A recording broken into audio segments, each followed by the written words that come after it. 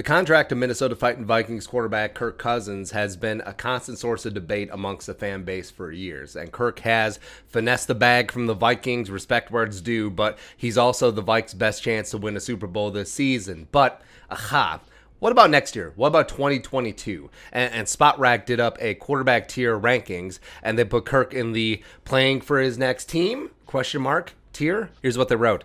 Cousins could have fit into a lot of these tiers, but I'll play a little crystal ball here and say that Kirk could be on the outside looking in after 2021. His $35 million salary for 2022 is fully guaranteed, so releasing him won't be an option, but finding a trade partner could be very much in play, end quote.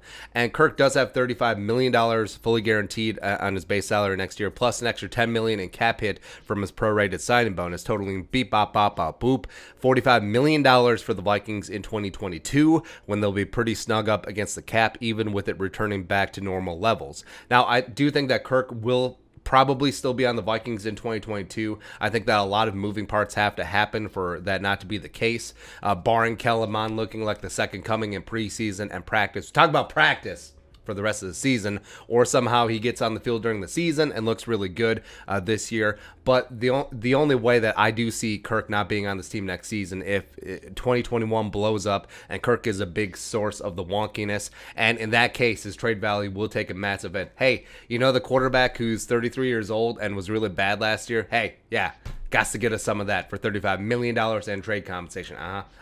But it is possible that maybe it doesn't work out this year for the Vikings, and Kirk next year will only be 34 years old, and then he becomes next year's version of Matthew Stafford. Teams suddenly think that he's the missing piece besides a career's worth of data that prove otherwise. Mama, I can change him. But Kirk could have suitors. You look at the Texans, once they've got that entire mess with Deshaun Watson sorted out, or the Steelers, if Big Ben isn't the guy. The Saints, if the Jameis Taysom Hill experiment doesn't work out. Panthers, if Sam Darnold isn't it. The Browns, they're at a standstill right now, contract-wise with Baker Mayfield. Maybe they're just like, Stefanski, of course, does have experience with Kirk Cousins. The Colts, if and when Carson Wentz continues to be injured. The Lions, if Jared Goff is a one and done, which he probably will be. The Broncos, you saw how talented the Broncos are in all phases, but the quarterback position, still have some questions. And of course, the Vikings, I think, are certainly betting favorites to have Kirk Cousins on the roster next season. Now, I don't think that a team will take on the full $35 million full freight, so the Vikings may have to Osweiler him, aka